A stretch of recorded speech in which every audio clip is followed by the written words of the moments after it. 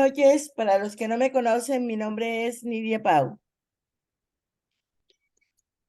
Esta noche tenemos como invitado especial al doctor Eugenio Trujillo. Damos gracias a Dios por estar aquí y les agradezco a todos por estar presente. La presentación del doctor Eugenio Trujillo la hace Sandra Zambrano. El doctor Eugenio es analista político, escritor y conferencista, director de la Sociedad Colombiana de Tradición y Acción desde la que fue fundada en el año 1999. Fue vicepresidente de la desaparecida Sociedad Colombiana de Defensa de la Tradición, Familia y Prosperidad entre los años 1985 y 1997.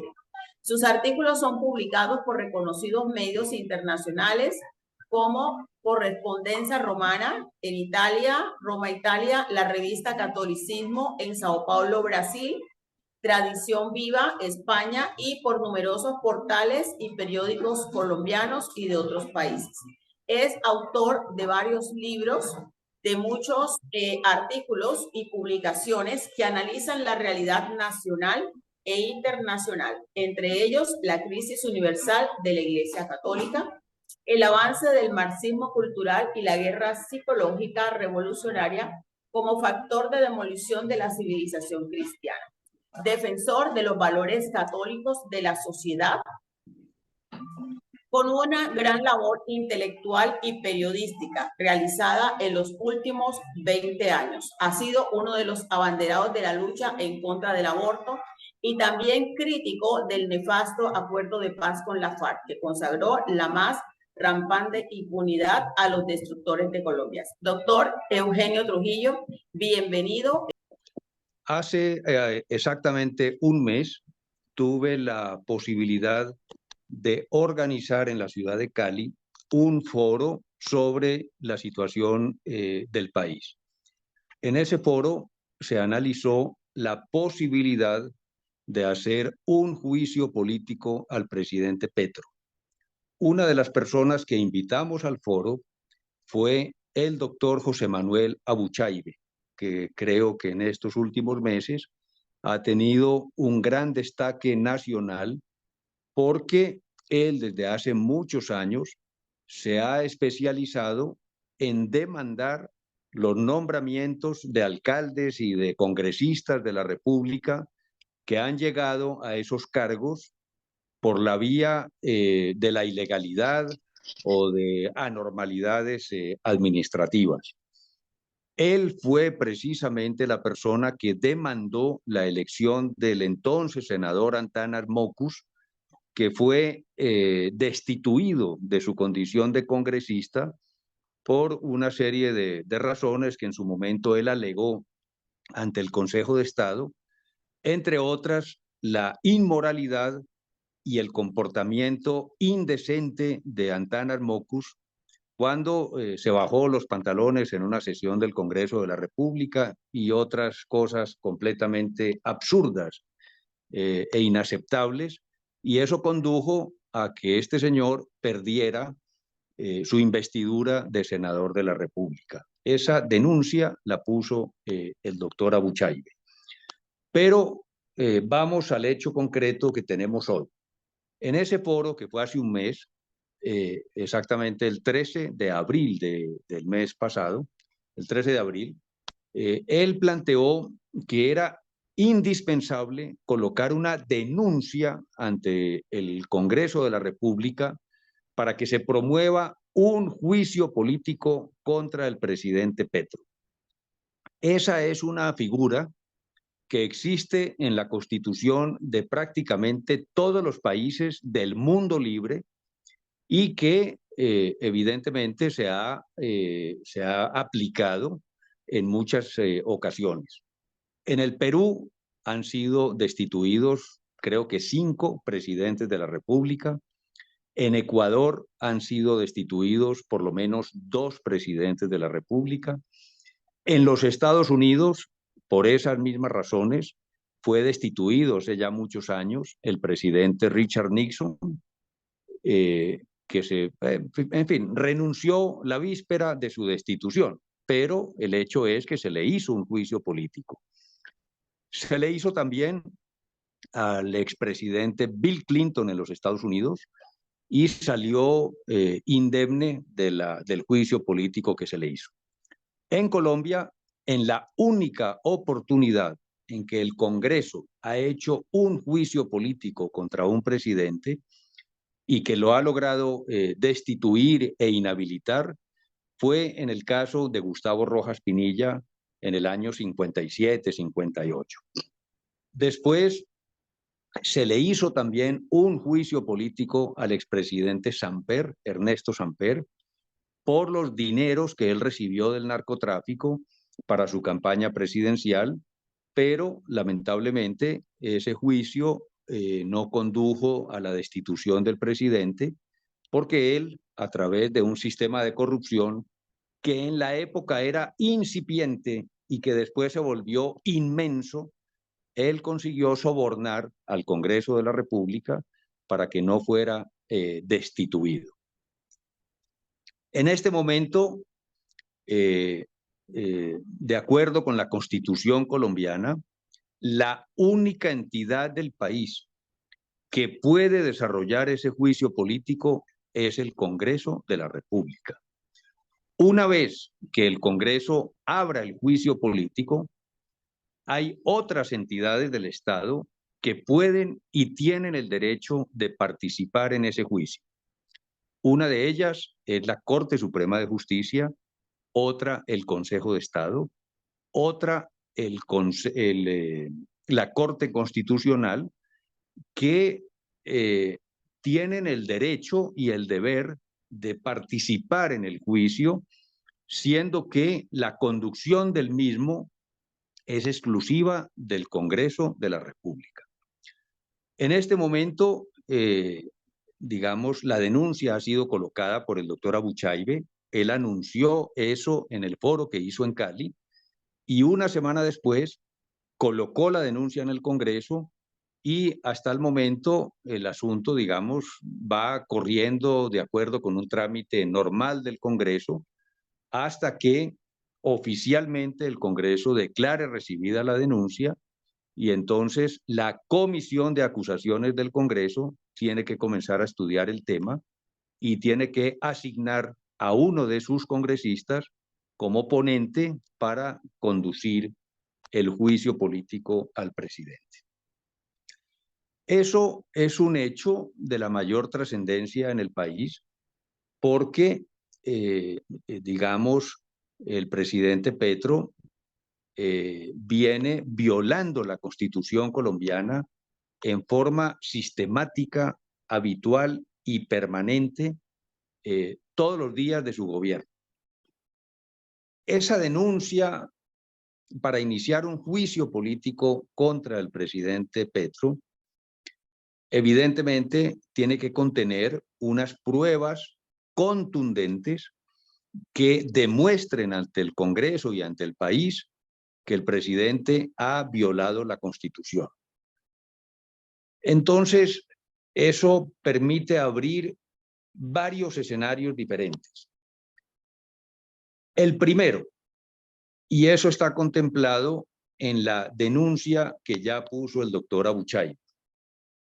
Él principalmente demuestra que el presidente Petro, durante la campaña presidencial, violó los topes electorales de dinero que se permite para financiar la campaña presidencial.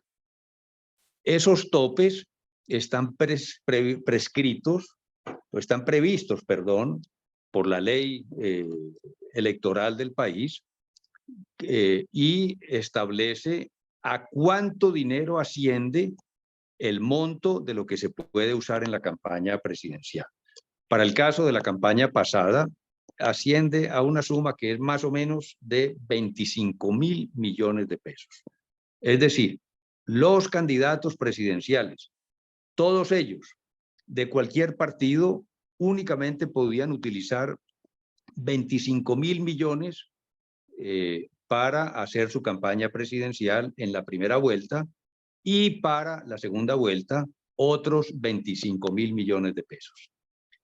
En ambas campañas presidenciales, en la primera vuelta y en la segunda vuelta, el presidente Petro violó esos topes y después fraudulentamente modificó la contabilidad de la campaña, retirando de la misma unas facturas que se habían ingresado y que después él hizo anular para disminuir el monto total de los gastos de la campaña.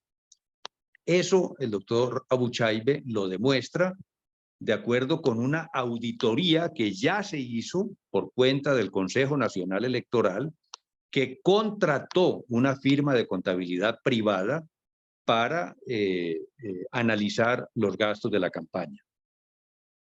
Esa contabilidad oficial de la campaña demuestra que se violaron esos topes electorales.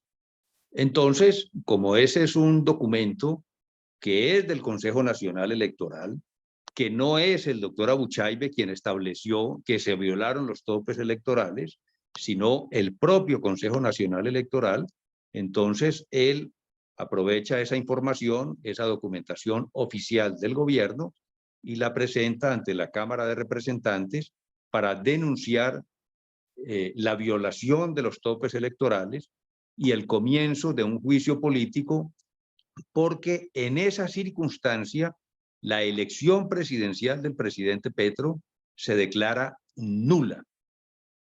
Ese es el principal argumento de la actual denuncia. Pero ese no es el único factor que permite un juicio político al presidente. Hay otros que todavía no se han presentado, pero que van a llegar en los próximos días al Congreso de la República. ¿Cuáles son esas otras violaciones a la Constitución y a las normas electorales del país?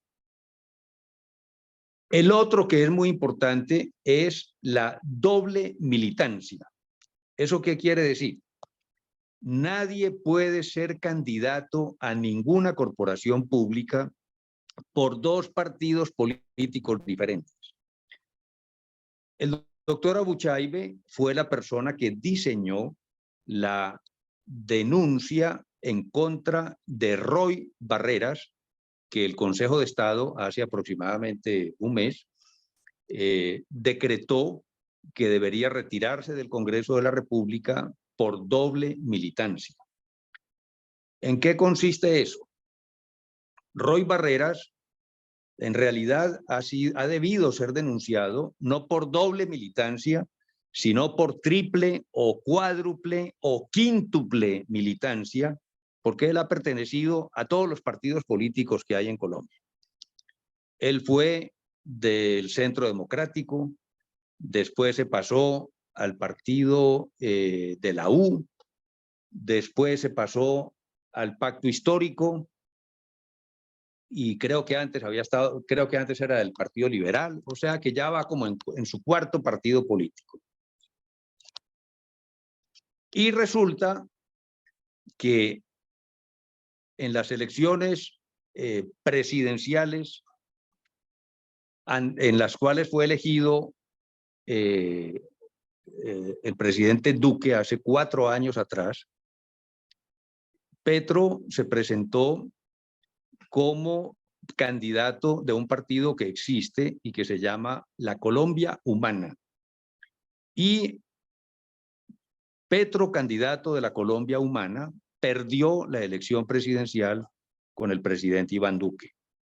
Resulta que él, sin retirarse de la Colombia Humana, creó un nuevo partido político que se llama el Pacto Histórico, y con ese partido él aspiró a la elección presidencial del año pasado y ganó, como todos sabemos, aunque ganó en forma fraudulenta.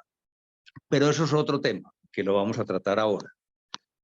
Él, en nombre de la Colombia Humana, sin renunciar, en nombre del Pacto Histórico, sin renunciar al partido de la Colombia Humana, que fue el de hace 4 años, ganó las elecciones.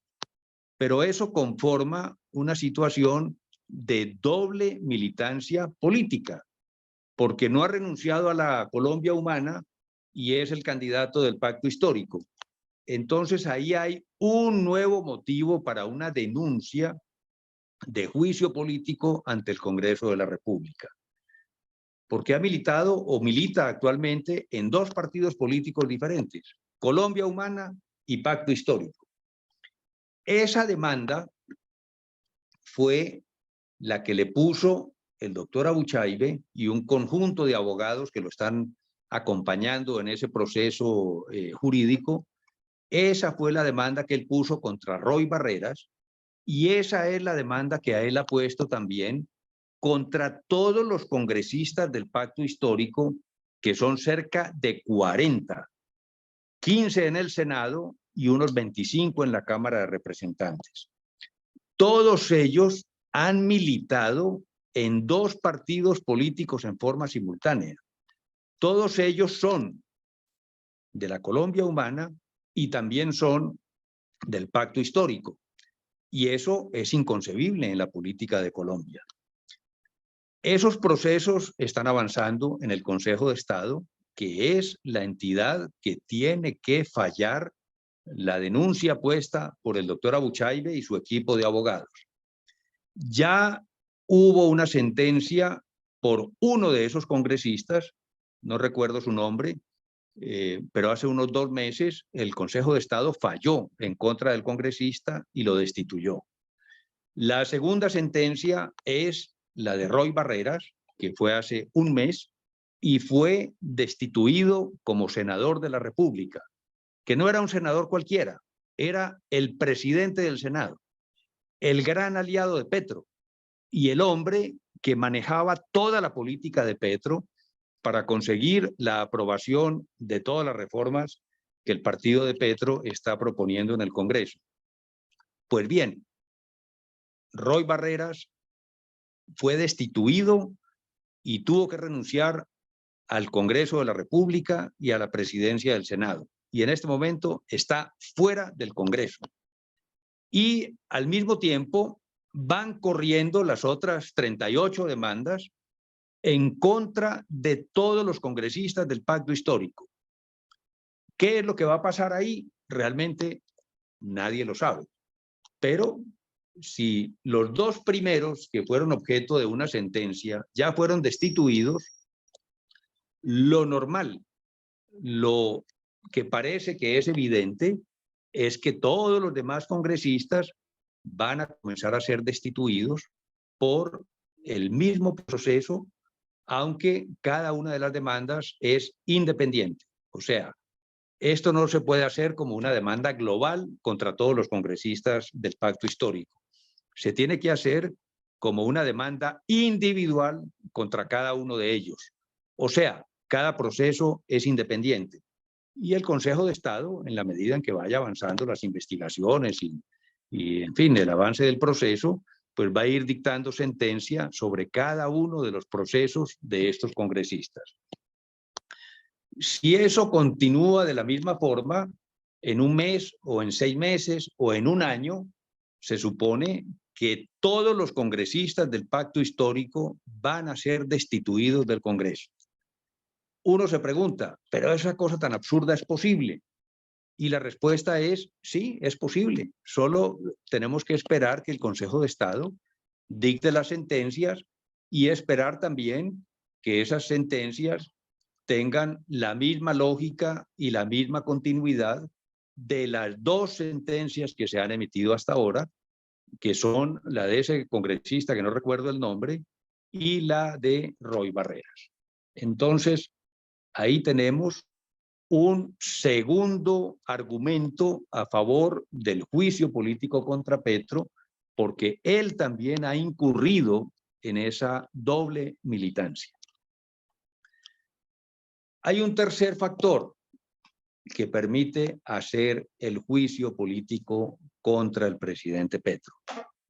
Ese factor es la violación de la Constitución en cualquiera de las actuaciones o en cualquiera de los actos de gobierno que el presidente haya hecho a lo largo de estos meses en que lleva como presidente de Colombia. Y resulta que esto pues no lo digo yo, lo han dicho dos instituciones muy importantes que son el Consejo de Estado y la propia Corte Constitucional, que ambas sacaron unos comunicados, cada uno diferente, hace aproximadamente un mes atrás, diciendo que estas entidades, Consejo de Estado y Corte Constitucional, no iban a permitir que el presidente pasara por encima de la Constitución y de las leyes.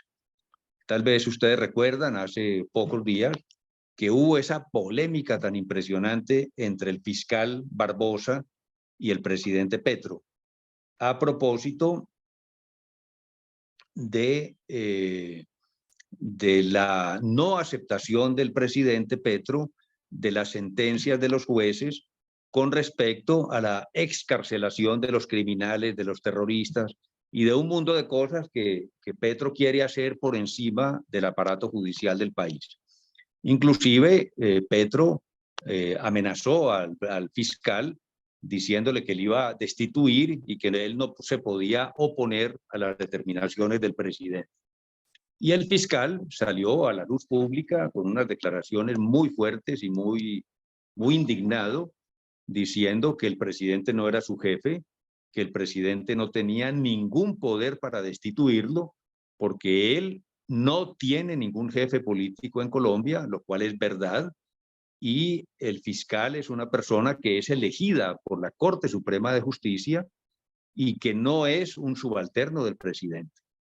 El fiscal general de la Nación es un hombre totalmente independiente y autónomo que actúa y ejecuta todo su trabajo de acuerdo con la normatividad legal del país, y la única entidad que puede reprenderlo, que puede, digamos, controlar sus actuaciones es la Corte Suprema de Justicia, que es quien lo elige, y en caso de indignidad o en caso de que él cometa errores o crímenes inclusive, la única entidad que lo puede juzgar también es el Congreso de la República. Entonces, ahí se va consolidando una situación en que el presidente, al tomar esas determinaciones, está violando en forma permanente la Constitución. Y una de las advertencias que le hizo la Corte Constitucional es que el presidente no puede promover leyes que vayan en contravía de la Constitución, como es el caso concreto del Plan Nacional de Desarrollo, que ya fue aprobado por el Congreso, y de la reforma a la salud, porque si hay algo que la Constitución respeta y que la Constitución defiende, es el sistema de salud que le permita a todos los colombianos a acceder a un plan de salud que puede ser pagado o que puede ser gratuito en el caso del Sisbén, pero la salud es un derecho fundamental de los colombianos que nadie puede desconocer. Y con la reforma a la salud que está siendo ya debatida en el Congreso y que parcialmente ha sido aprobada, se plantean unas reformas de tal magnitud que van a dejar sin atención en salud a una parte muy importante de la población. Y ahí se configura una situación extrema, una situación inusitada, que nunca antes había pasado en Colombia, en donde también la Corte Constitucional puede pedir al Congreso de la República un juicio político al presidente por la violación de la Constitución y por estar tratando de violar o desconocer los derechos que tienen los colombianos. Entonces, ahí se van configurando una cantidad de hechos que terminan siendo alarmantes, en donde el presidente va violando de forma sistemática la Constitución, y es necesario entonces que los poderes públicos intervengan para poner orden en el país y eventualmente para destituir al presidente de la República. Esa es la situación en que estamos y esa es digamos, el gran marco legal, digámoslo así, por medio del cual ese juicio político eventualmente está en capacidad de destituir al presidente Petro. Para eso, pues es necesario que la opinión pública se manifieste, que hablen los gremios, que hablen los empresarios, que hablen los políticos, que hablen todas las instituciones del país que tienen que ver con la defensa de las instituciones, porque eso es uno de los aspectos fundamentales del juicio político. El Congreso está en la obligación de escuchar el clamor de todas estas instituciones en particular y también de escuchar el clamor de la opinión pública del país, aunque nosotros pues no representamos ningún gremio, ninguna institución oficial, pero los colombianos de a pie, los colombianos que están perplejos y asustados con todo lo que está pasando, tienen el derecho de ser escuchados por el Congreso de la República porque sus derechos fundamentales están siendo ignorados por el presidente de la República con todas las reformas que él está proponiendo ante el Congreso. En síntesis, ese es el tema fundamental del juicio político al presidente y a través de la entidad que yo presido, que es Tradición y Acción, hemos estado queriendo organizar unos foros a nivel nacional y la próxima semana, el día jueves, hay un foro de estos en Medellín que se va a hacer en el auditorio del Centro Comercial El Tesoro y esperamos reunir ahí varios cientos de personas para analizar estos temas. Ahí va a estar el doctor Abuchaibe, va a estar el director del Centro Cultural Cruzada de Medellín, Luis Fernando Escobar, va a estar también un general que dirige las entidades en retiro de las Fuerzas Armadas, que es el general Edgar Ceballos, también va a participar en el foro, y voy a participar yo también como director de Tradición y Acción. Si alguno de los que está aquí vive en Medellín o tiene contactos en Medellín, por favor, avíseles que el próximo jueves vamos a tener ese foro allá en la ciudad de Medellín para que puedan participar y se puedan informar directamente de parte del doctor Abuchaibe de cómo es que está funcionando ese juicio político al presidente Petro. Creo que, en fin, es más o menos toda la situación que tenemos en Colombia con respecto a este gran problema del juicio al presidente. ¿Cómo va evolucionando? ¿Cuándo la Cámara empezaría a responder ¿cómo se le llama eso? ¿Demandas? Esa denuncia por el Denuncia. juicio político. Sí. Ajá. Mire, el Congreso tiene la obligación constitucional de darle trámite en forma inmediata a esa denuncia porque está hecha con todas las normas, con el respeto, digamos, a todas las normas, está hecha por un abogado competente, la denuncia tiene todas las pruebas, digamos, necesarias para que sea creíble y para que sea aceptada. ¿Qué es lo que pasa con el Congreso?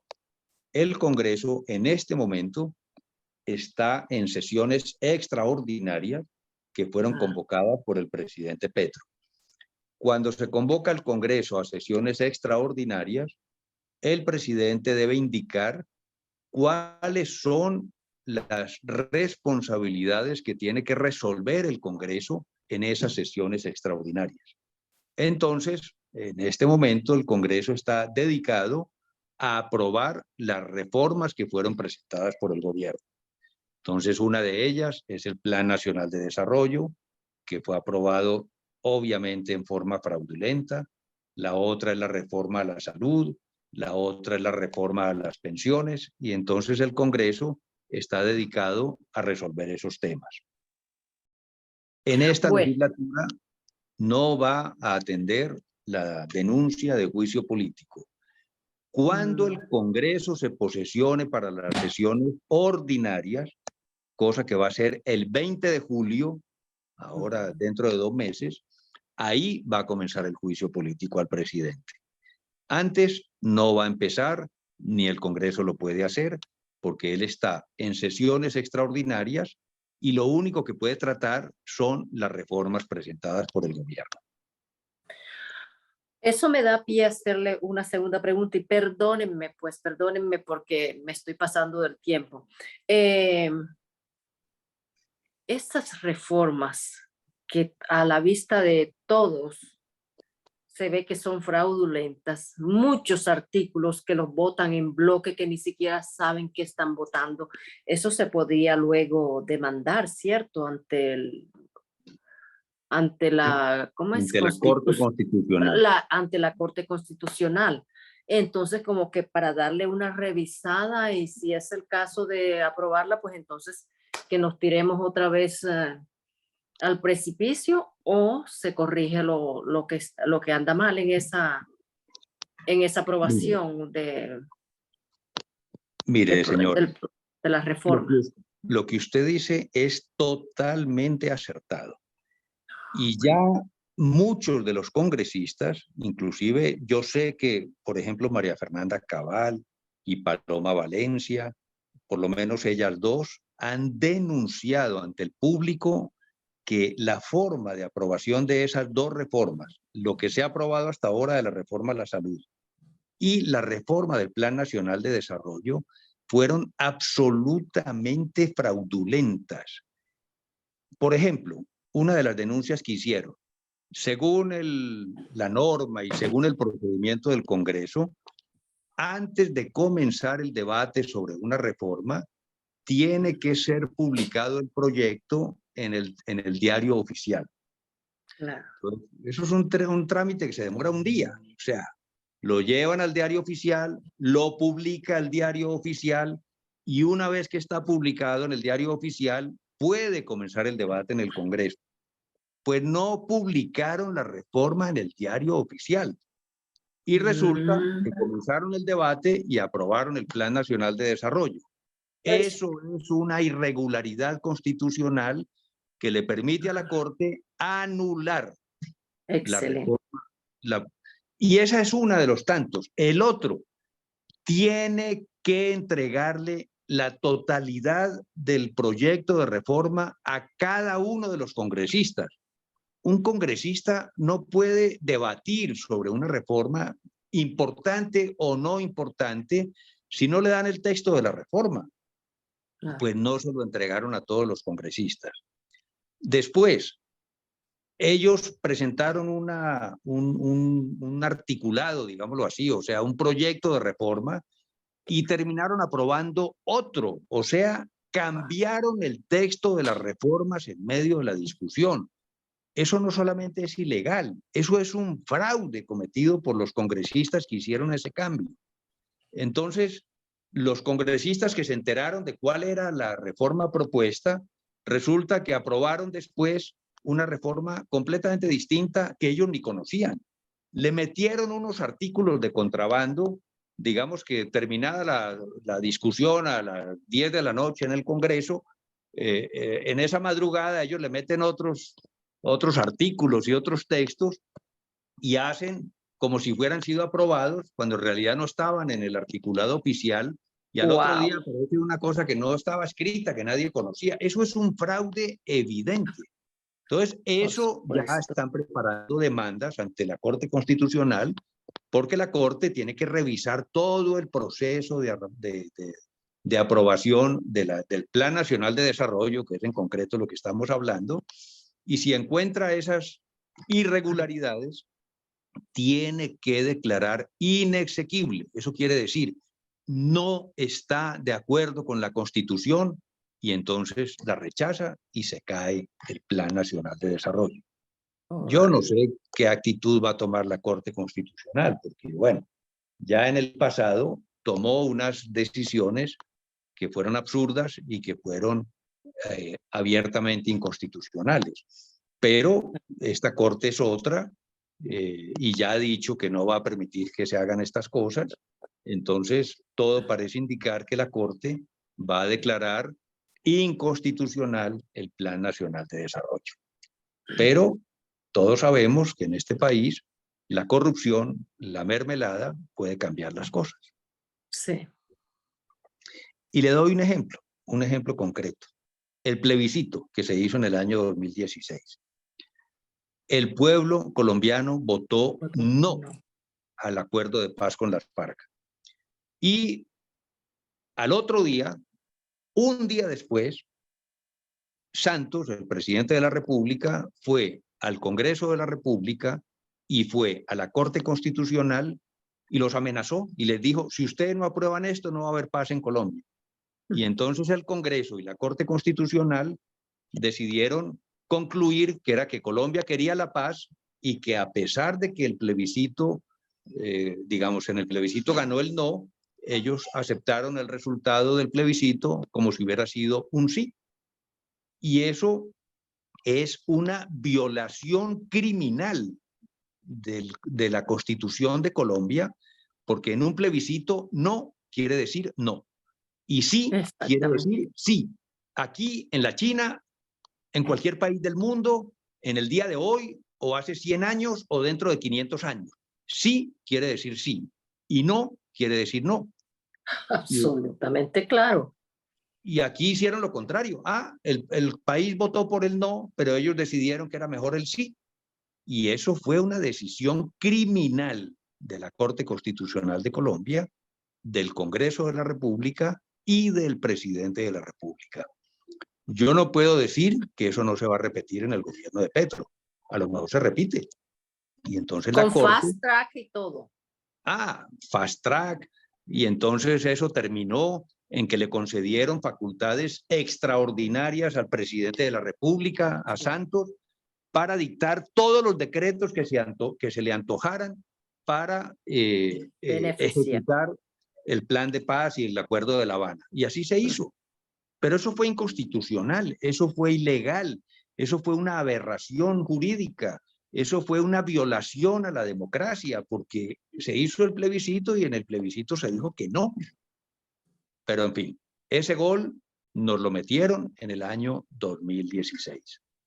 Ahora vamos a ver cómo reacciona Colombia frente al Plan Nacional de Desarrollo.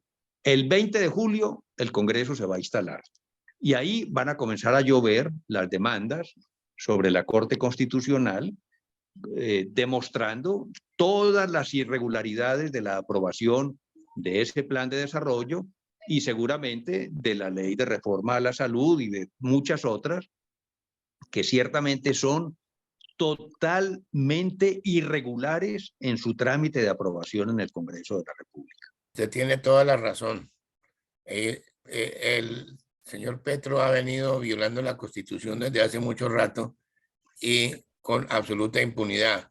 Empezó una campaña presidencial antes de los términos de ley y con unas manifestaciones ambulantes que costaban una gran cantidad de dinero.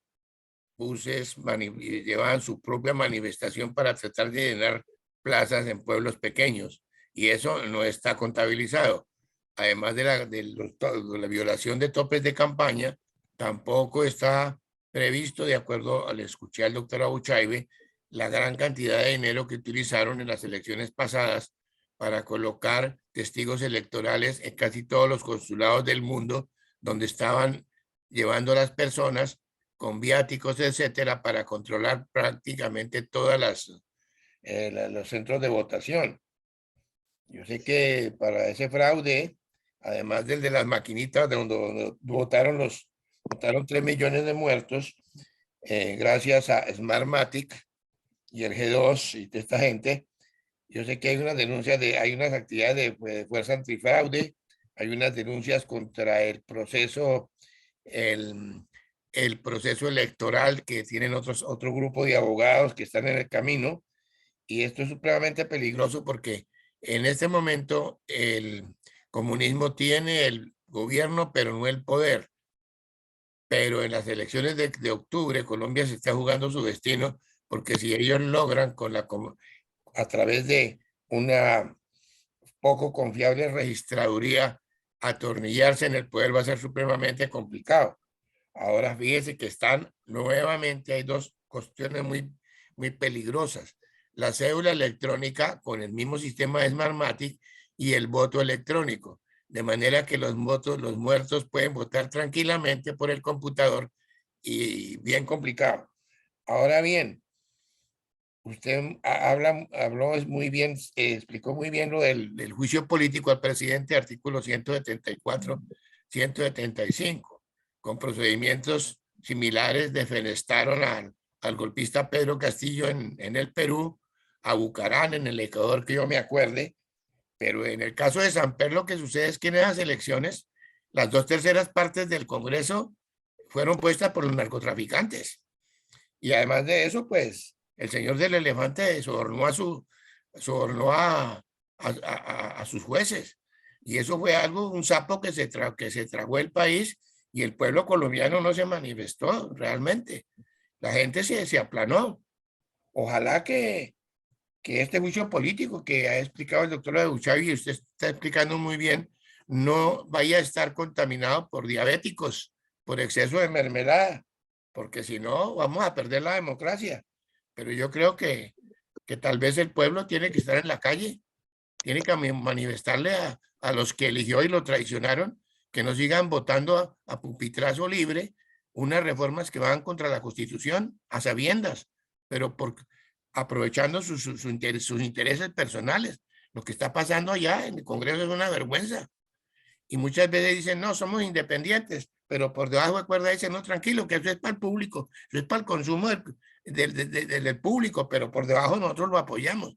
Eso es supremamente grave, pero yo creo que ese esfuerzo que están haciendo juristas como el doctor Obuchaibe, el trabajo que están haciendo ustedes, de ser apoyado en la calle por el pueblo colombiano que está en desacuerdo con que se viole la Constitución.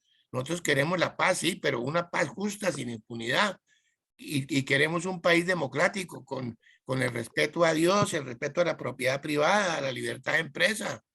Eso queremos un país donde no estén todas esas cuestiones satánicas y ritos raros que están haciendo. Pero yo creo que el pueblo tiene que manifestarse y estar en la calle para decirle a esos políticos que eligió, y muchos de ellos lo han traicionado en lo que están haciendo en el Congreso, que no tendrán un voto más, porque la situación, lógicamente que en este momento hay esperanzas. Mucha de esa esperanza es lo que pasó el 10 de mayo en la Plaza de Bolívar, casi 50,000 reservistas y 20,000 más en el resto del país, donde se fue a decir, estamos en cumplimiento de nuestro juramento, y se cantó el himno nacional, no el que quieren cambiar, porque ya lo quieren cambiar, la oración patria, el minuto de silencio por los caídos, a quienes el ministro de Defensa prohibió que les digan héroes, pero el pueblo está en la calle, y yo creo que el pueblo colombiano debe seguir en la calle para apoyar ese esfuerzo grande que ustedes están haciendo, doctor. Sí, señor, estamos totalmente de acuerdo. Creo que ha hecho usted una reseña muy completa de todo lo que está pasando aquí en el país. Entonces es el miedo. Yo estoy muy de acuerdo con lo que dice el señor Homero, que es que tenemos que hacer una presión de otro tipo, de buscar más argumentos de presión, ¿sí? Sea que la ciudadanía nos volquemos a las calles, que exigimos pues lo que está pasando, pero que nos sigamos a partir más repetidamente, porque llegamos al 20 de julio y no sabemos en las cortes realmente qué interés haya también, ¿cierto? De pronto también ha llegado allí los tentáculos de la corrupción. Entonces es el miedo y el riesgo que estamos corriendo todos. Así es, usted tiene toda la razón. Y yo le completo su comentario con la siguiente afirmación. No hay nadie en el mundo que pueda defender un país compuesto por personas que no se quieren defender. En Colombia estamos viendo los horrores más increíbles desde hace mucho tiempo, porque no es apenas en este gobierno. Corrupción, desgobierno, impunidad para todos los grupos guerrilleros, en fin, una cantidad de desastres. Y la gente cómoda en su casa, sin preocuparse en absoluto por lo que está pasando en el país. La única forma de salvar a Colombia es que todo el mundo se ponga de pie y enfrente las barbaridades que está haciendo este gobierno. Pero usted va a ver, nosotros estamos indignados y hacemos cosas, pero los partidos políticos, ¿qué hacen? Nada. Los gremios empresariales, ¿qué hacen? Nada. Las grandes empresas del país, ¿qué hacen? Nada. Usted va a ver la ANDI, FENALCO, la Sociedad de Agricultores de Colombia, son los grandes gremios de la producción empresarial del país. ¿Qué es lo que han hecho hasta ahora? No han hecho nada, no han hecho sino conversaciones y acuerdos y recomendaciones al gobierno, pero en realidad no hay una actitud firme de defensa del país. Los partidos políticos ni hablar, están totalmente prostituidos y a cambio de dinero, lo que hablaba yo ahora de los cupos indicativos, están todos entregados al gobierno. El Partido Conservador, el Partido Liberal, el Partido de la U, todos con una dirigencia política que está arrodillada ante el gobierno de Petro. Entonces, usted no espere nada de ellos, nada. La gente tiene que salir a las calles a defender el país y a exigir que la Corte Constitucional, la Corte Suprema de Justicia, las Fuerzas Armadas, que tienen un papel importante en esta situación, se pronuncien y exijan la salida del presidente a través de un juicio político. Si conseguimos eso, salvamos el país. Si no conseguimos eso, Colombia lamentablemente se va a sumergir en el caos y en la ignominia y pasarán los años y entonces los colombianos haremos como los venezolanos, nos cargamos una maleta al hombro y nos vamos para otro país. ¿A cuál? No sé cuál, porque no hay más países a donde ir.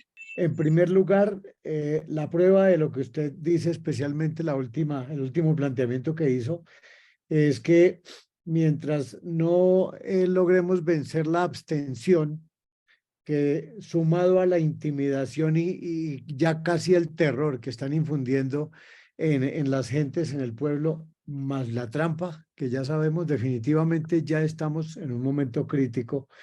Sin embargo, yo siempre he mantenido la esperanza, ¿no? Recuerda a todos que en algún conversatorio anterior hablábamos o alguien nos hablaba de que las marchas no servían, que las manifestaciones no servían, y claro que sí, acabamos de demostrar que sí sirven, que sí generan un impacto, pero estamos neófitos en el manejo de la situación porque infortunadamente Petro es especialista en emplear los sofismas de distracción. Y tomó la palabra de mi coronel Marulanda, defenestrar, que no significa para nada golpe de Estado. Sin embargo, la manipuló y la lanzó y le hicieron eco sus medios de comunicación y demás, y opacó tremendamente la manifestación del 10 de mayo. Sin embargo, considero que no lo ha logrado totalmente, y en los movimientos que ya creo que todos sabemos que se están presentando nos ayudan muchísimo para que se llegue con más fuerza en una próxima ocasión. Igualmente, pienso yo que esta es una pregunta, un planteamiento y una pregunta para el doctor Trujillo. Uno se pone a mirar el comportamiento de las altas cortes con la permisividad del fast track y de los acuerdos y de mil cosas que ha habido que están absolutamente en contra de la Constitución y de la ley inclusive. Y uno, cuando se encuentra con que destituyeron a Roy, uno dice, ¿y esto qué pasó? O sea, como si nos quisieran dar esperanza, oiga, como que sí actúan las cortes, como que sí actúa el que le corresponde, pero yo diría que también es otro sofisma de distracción. Hasta este punto, ¿usted qué cree, doctor? Y luego otra pregunta le hago. Pues uno realmente no sabe. Yo creería que con la destitución de Roy Barreras, se ha lanzado, digamos, al país un mensaje muy importante, y es que por lo menos el Consejo de Estado está firme en la defensa de los valores del país. La Corte Constitucional también sacó un comunicado hace menos de un mes diciendo no vamos a permitir que se viole la Constitución en forma sistemática, porque todas las reformas van a ser analizadas aquí en la Corte y le vamos a poner una lupa y no vamos a permitir la destrucción del orden constitucional del país. Todos los colombianos tenemos una firme esperanza de que eso sea verdad y de que ellos cumplan con su deber, pero pues no puedo yo afirmar si lo van a hacer o no lo van a hacer, porque uno realmente no sabe qué es lo que va a pasar con respecto a todo el comportamiento de estos señores de las altas cortes. Esperemos que cumplan con su deber. Mire, le doy un ejemplo, que en fin, no es un ejemplo optimista, es al contrario. Cuando el procurador Ordóñez destituyó a Petro por todos los actos de corrupción de su alcaldía de Bogotá, fue el Consejo de Estado quien lo restituyó en el poder. Eso es absurdo, pero eso fue lo que pasó. ¿Por qué lo restituyó? Por presiones del presidente Santos, que fue quien realmente devolvió a Petro a la alcaldía de Bogotá. Ahora, eso eran los tiempos del gobierno Santos, era los tiempos de un conflicto tremendo entre las cortes y el gobierno. Hoy en día, todas esas personas que conformaban las cortes han cambiado, han cumplido su periodo, que es de 8 años, y hoy día prácticamente todos esos magistrados son diferentes a los que había en esa época. Yo creería que hoy tanto el Consejo de Estado como la Corte Constitucional están asumiendo unas posiciones inéditas que antes no habían tomado, y eso es un motivo de esperanza para el país. Y mire un detalle más, la Corte Suprema de Justicia.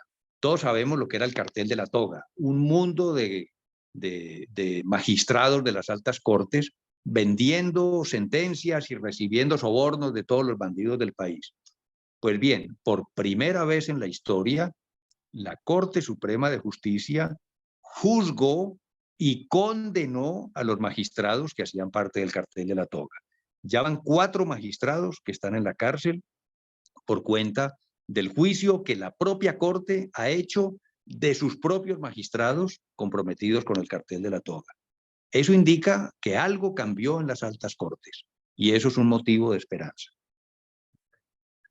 Qué maravillosa respuesta, doctor. Me encanta, le confieso que no lo había visto desde ese punto, no tenía el conocimiento del relevo generacional en las cortes, y eso me fundamenta para la siguiente pregunta. ¿Considera usted que la Comisión de la Cámara de Representantes, que debe procesar al presidente de la República, está en esas mismas condiciones de las cortes o está cooptada?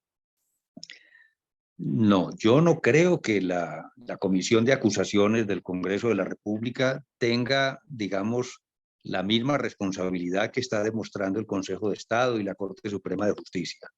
Los que integran las altas cortes son unos juristas especializados que llevan por lo menos 30 años ejerciendo el derecho y dictando sentencias, bien sea como jueces inicialmente y ahora como magistrados. La Comisión de Acusaciones del Congreso de la República está compuesta por un conjunto de políticos, muchos de ellos de la peor estirpe de lo que hay en Colombia. Así que lo que ellos hagan es totalmente impredecible. Aquí lo que tiene que haber es una presión descomunal de todos los sectores del país, ideológicos, empresariales, militares, activos y en retiro, académicos, las universidades, los centros de pensamiento. Todo el mundo tiene que presionar al Congreso de la República para que se haga el juicio y para que se haga dentro de la ley, dentro de la verdad y dentro de las pruebas absolutas que se han presentado, demostrando la violación del presidente a la Constitución. Ahora, que si alguien me pregunta, ¿usted cree que los políticos que integran esa comisión son honestos? Yo no puedo afirmar que lo sean, y al contrario, me temo que son igual de corruptos a los que siempre ha habido en esa comisión de acusaciones, que nunca, desde que tienen la potestad de juzgar al presidente y a las grandes personalidades del país, que eso coincide con la Constitución del año 91, es decir, en 30 y pico de años, nunca, en ningún caso han cumplido con su deber, hasta ahora. O Dios quiera que eso cambie, porque también en todos estos años nunca hemos tenido un presidente que haya hecho cosas tan malas, tan dañinas y tan nefastas para el futuro de Colombia como lo está haciendo el presidente Petro. Estoy de acuerdo, doctor. Gracias por su respuesta, y un apunte más para todos, especialmente para nuestra amiga Omaira. el incremento de los funcionarios públicos no lo da el presidente, lo da una mesa de concertación entre delegados de los sindicatos y demás de la función pública y una delegación del gobierno, y hay una parte tercera allí. Incluso los militares nos incrementan, pero nosotros no tenemos ni voz ni voto allí en la práctica. Y el aumento real fue del 1.2%, porque recordemos que siempre es el IPC más un porcentaje, y nos hicieron ese incremento 1.2, 1.3% sobre el incremento del IPC. Por tanto, realmente no hubo incremento y por el contrario, supongo que de pronto saben la mayoría o todos que nos redujeron para nuestras tropas, quienes cumplen este año los 14 años de aporte, que tenemos un derecho a un subsidio para compra de vivienda, lo redujo. Lo primero que hizo Petro fue reducir el pago, la cantidad de dinero que nos entregan por ese subsidio. Una aclaración, lo de la mesada 14, o sea, la prima semestral. Eso, una demanda, está en el Consejo de Estado, pero es un derecho constitucional, son derechos adquiridos, y una de las cosas que no habían tenido en cuenta es que las fuerzas militares estamos dentro de un régimen especial. Eso está por definir. Y lo que está diciendo el gobierno, pura paja, eso es para consumo de los bobitos que se creen eso, porque eso lo define el Consejo de Estado y tiene que definirlo de acuerdo a la Constitución, que son derechos adquiridos. En este momento la Fuerza Aérea va a tener que parar sus operaciones porque no hay combustible. Se va mucha plata en el helicóptero. Y las cortes, esta corte están, como muy bien lo dice el doctor, están diferentes. Juzgaron a los del cartel de la toga. Los del cartel de la toga y los guerrilleros de Chicó acabaron con el DAS porque no les convenía, pero hay esperanzas. Pero lo importante es que el pueblo colombiano apoye la acción que están ejecutando el doctor Trujillo con su organización, el doctor Abuchaibe y todas estas personas que desde los campos del derecho están tratando de hacer que se respete la Constitución y la ley, pero el pueblo colombiano no puede permanecer callado. Hay que mantener nuestra voz para que no se nos pierda la democracia, porque si la democracia se pierde, se perdió para todos. Y como dice el doctor, ¿qué van a hacer 7, 8 millones de colombianos cogiendo con su maletica al hombro? ¿Para dónde cogen? Yo hago referencia específica a la Corte Suprema, o sea, los estamentos que tienen como presencia definitiva en lo que es el dictamen de una resolución jurídica. Porque Por sí, supuesto. nosotros como pueblo, en todas las representatividades de bloques de interés, sí, estamos muy dispuestos y aspiro a que así sea para presionar, pero las instancias judiciales, como la Corte Suprema, como todos estos entes públicos, ¿qué oportunidad abre realmente para poder llegar a esa decisión? Mire, O mi señora, solo cuando, la Cámara es la que tiene que generar exactamente esa sanción.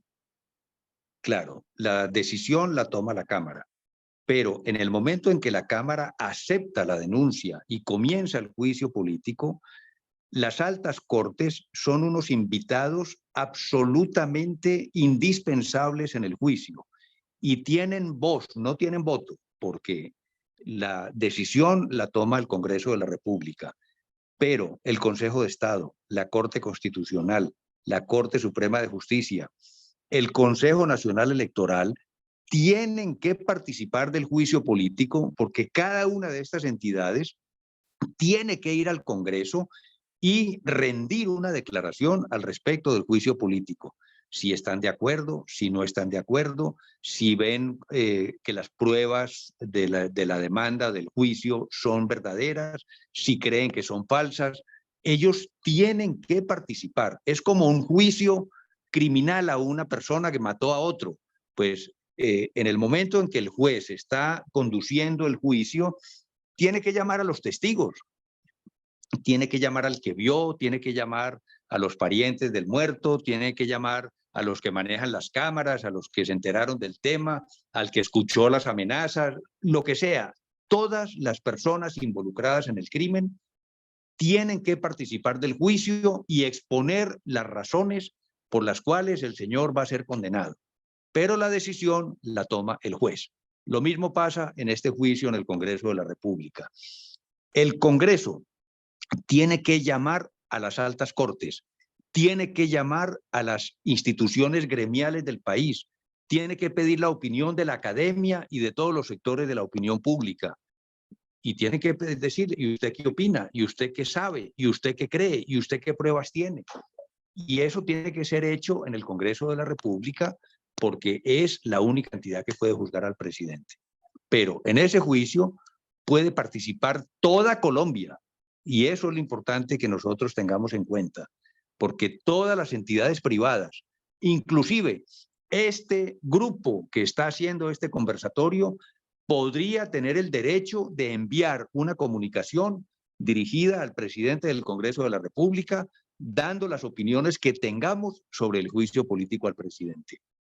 Porque todos los colombianos tenemos derecho a ser escuchados en un juicio político al presidente de la República. Ese juicio político. Por eso es que yo pienso que una forma sería alborotar un poco los medios de comunicación, haciendo conocer esta investigación que ha hecho el doctor Abuchaibe para que sea como presionada esa comisión de acusaciones y se pueda empezar el juicio político. Eso es lo que yo pienso. No, y yo creo, Juliana, que es muy acertado lo que piensas, porque de eso se trata y es lo que yo he tenido oportunidad de exponer aquí durante este rato del conversatorio. Todas las entidades de Colombia, todos los gremios empresariales, todas las instituciones académicas, todos los partidos y organizaciones políticas tienen que actuar frente a la comisión de acusaciones de la Cámara para que el juicio vaya adelante. Porque si el país es indolente y si todas estas entidades se van a dormir, pues es muy fácil sobornar a 20 personas que hacen parte de esa comisión y el gobierno lo va a hacer para que no haya juicio ninguno. Esa sería la situación perfecta para Petro. Pero si hay Pero una ¿cómo podemos hacer nosotros, Eugenio, un ciudadano común y corriente, para que, digamos, para presionar el Congreso? ¿Qué podemos hacer? ¿Hacer una carta firmada por un poco de ciudadanos, o cada uno manda una carta, o qué podemos hacer nosotros? Mira, sí, mandar una carta es importante, pero más importante que mandar una carta es que todos los ciudadanos de alguna manera estamos vinculados con instituciones que tienen voz y que tienen peso en el país. Entonces, por ejemplo, los agricultores tienen la obligación de exigir que la SAC, la Sociedad de Agricultores de Colombia, se pronuncie.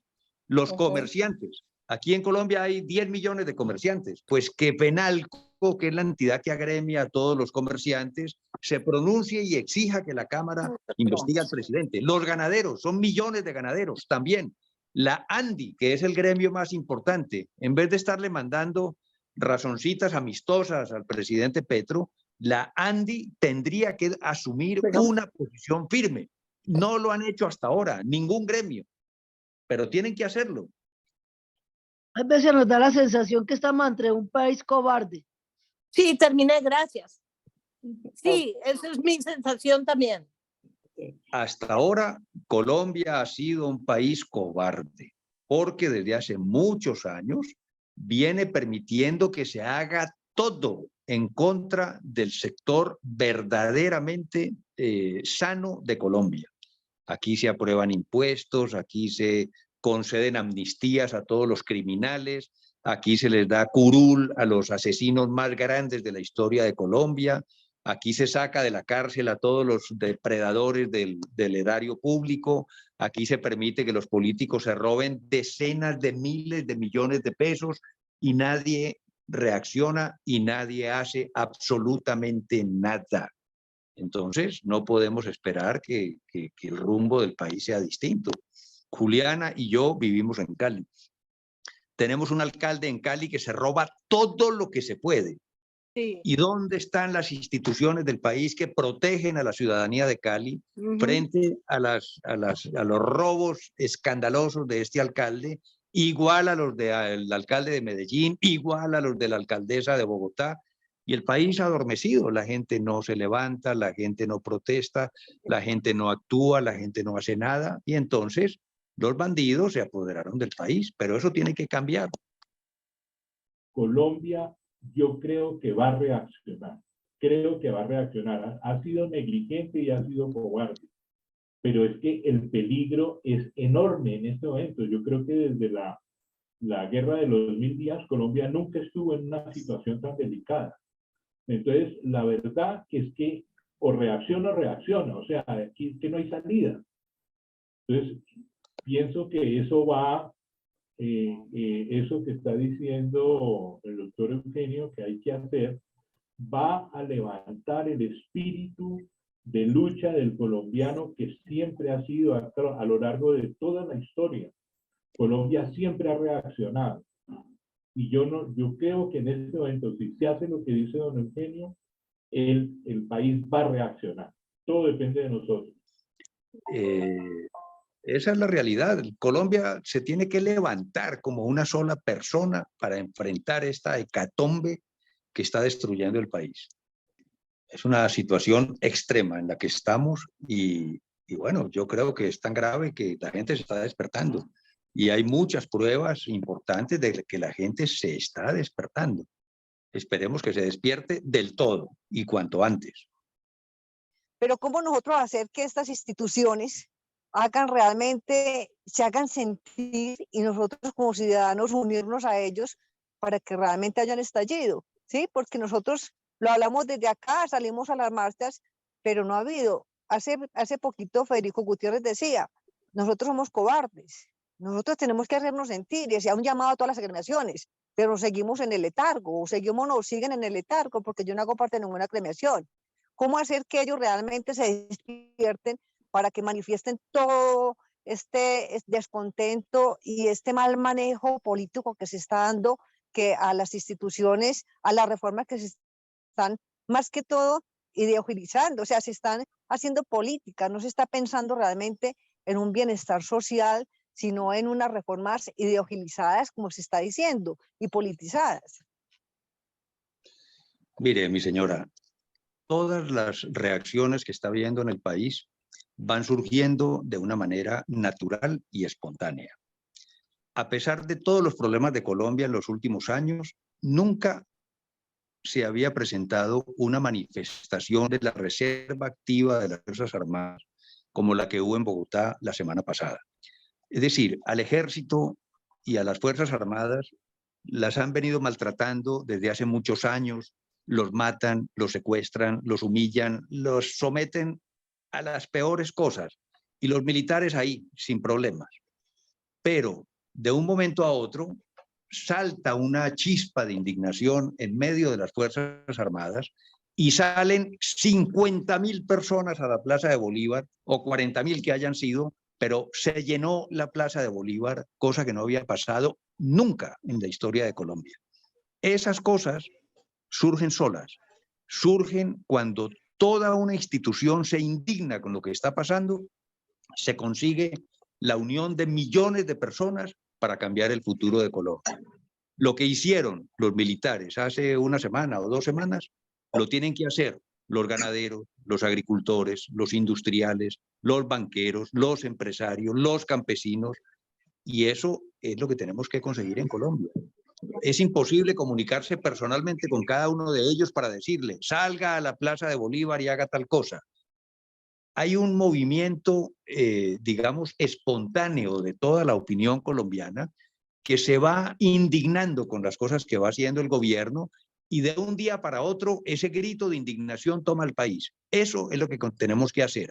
¿A través de qué? De las redes sociales, de los foros que estamos haciendo, como el que ya hicimos en Cali y el que vamos a hacer ahora en Medellín, de las emisoras, de las revistas de Semana, del Tiempo, de Caracol, de RCN, en fin, de todos los medios posibles para que la gente entienda que si no nos unimos todos los colombianos para derrocar a este gobierno desastroso, Colombia va a desaparecer como nación. Y como decía don Álvaro Gayón, reconstruir a Colombia se puede tardar 20, 30, 50, 100 años. Y eso no lo podemos permitir.